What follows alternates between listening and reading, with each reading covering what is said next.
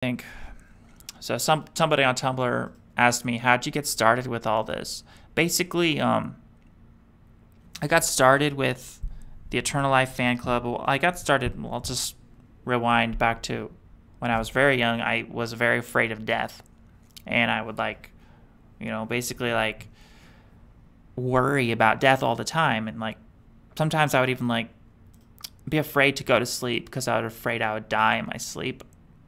But the obsession with eternal life started from really being raised Christian. So with Christianity, in Christianity, eternal life is like the central focus of Christianity. It's like that's the whole thing. How are you going to live forever? You're going to get to go to heaven, and that's the whole focus. And so that's where my obsession with eternal life stems from, is my upbringing, where I was reading the Bible, and in the Bible, Jesus is talking about eternal life. And, obviously the idea appealed to me, wanting to live forever. But then when I started getting older and I'm questioning my religion, questioning the validity of all this, and wondering, how do I even know heaven's true? What if it's all a lie? I started looking into other ways I could maybe live forever, just never die, right? I didn't in Christianity, to get heaven, you have to die first. According to a lot of people, a lot of interpretations of Christianity, they think, okay, you're going to die and then you get to go to heaven. I didn't want to die because I thought if you die, maybe there's not an afterlife. So why would I want to risk dying and then get nothing, potentially?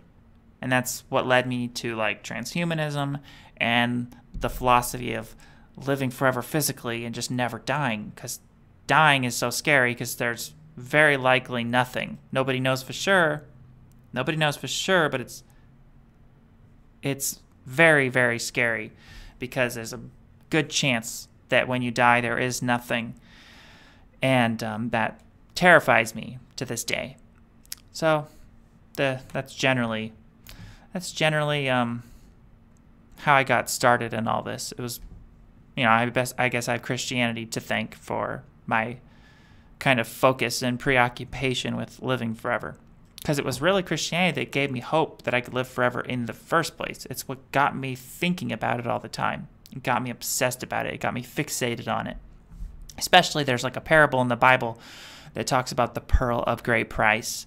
And in that parable, he compares eternal life to being a pearl hidden in a field. And he says, once someone has found the pearl, he or she will sell everything and go and buy the field with the pearl of great price. And the parable is representing an idea that eternal life is this kind of thing that's so important that it should be obsessed about. It's more than just a hobby. It's a life obsession. It's your whole life is geared towards getting eternal life. And that philosophy carries on to this day. That's what drives me, is that idea that there's nothing more important than living forever. It's the top goal, right? It's everything. If you don't live forever, you get nothing, and so on.